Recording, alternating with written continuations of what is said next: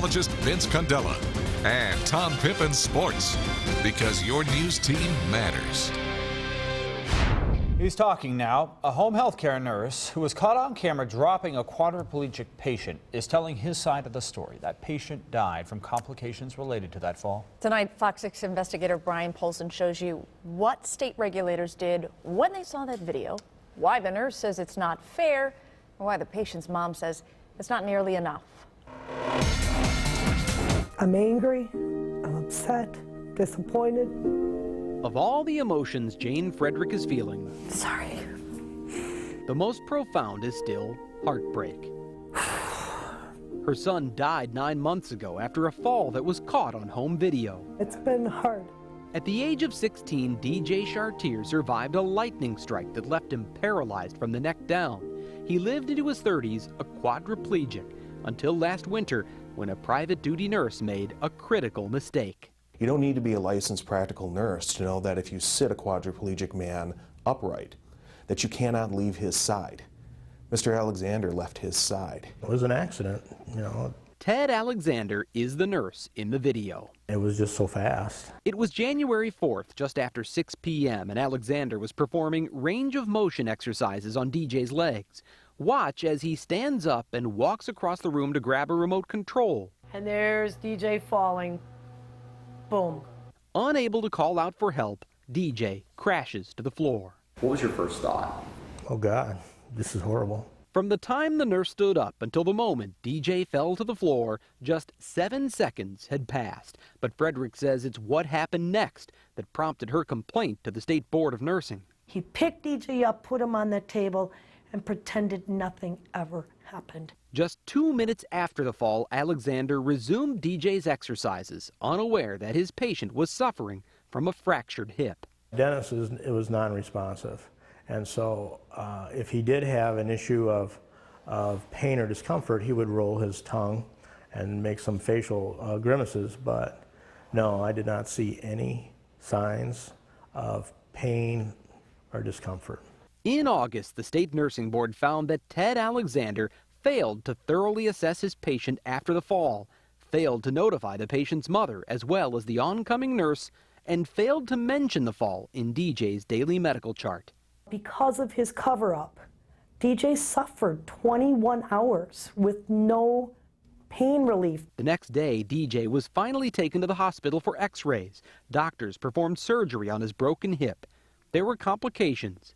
DJ passed away. My son died due to Ted's negligence.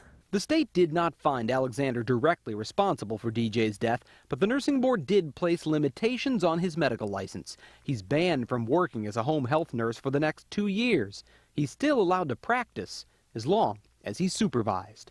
He didn't even get a slap on the hand. It's harsh, no question, but how do you, what's fair?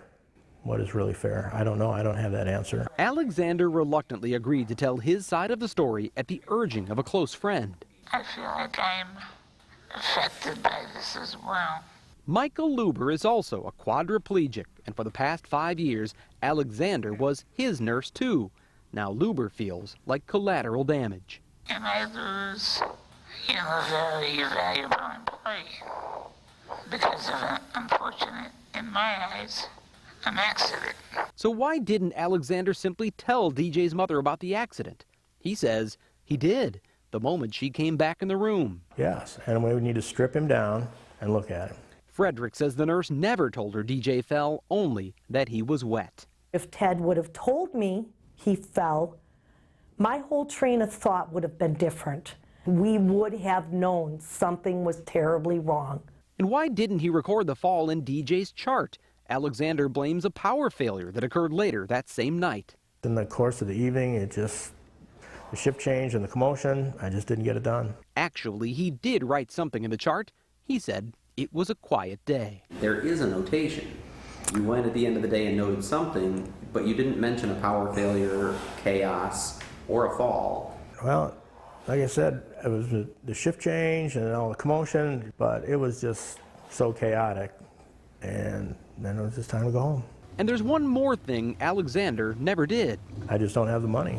He never bought liability insurance. Not having insurance coverage does not get an individual off the hook. For months, Frederick had trouble finding an attorney to take her case because they didn't see any financial means to recover. That is, until attorney Kevin Martin saw our story. I think I literally stood up and I said, that's not right. Martin specializes in malpractice law and is an adjunct professor of nursing at Concordia University, where he teaches nursing students the importance of getting insurance, even though the state doesn't require it. His personal assets are at risk now, aren't they? Correct. Now he's representing Frederick in a wrongful death lawsuit against Alexander. There's no money, so I don't know what she's trying to pursue, but there's nothing here. Jane Frederick knows there may be little to collect, but she says she's doing it for DJ. It's not about suing, it's not about money, it's about taking responsibility for your non-action. It's an accident, and it's very unfortunate. Attorney Kevin Martin filed the malpractice lawsuit against Ted Alexander on July 31st, just days after our original story. But Martin says that Alexander has yet to reply to that lawsuit. Didn't reply within the required 45 days, so now he is asking the judge to rule in favor of his client by default. An hearing on that request will be held November 5th. Brian Polson, Fox 6 Investigators. Well, we'll be sure to follow up on it and let you know what happens. It's tragic on so many levels. It really is. Well, it's not your windshield. It's the fog out there. A soupy night. When will it lift? Vince is going to let us know coming up with the forecast. And now, the Mega Millions jackpot. It's $13 million.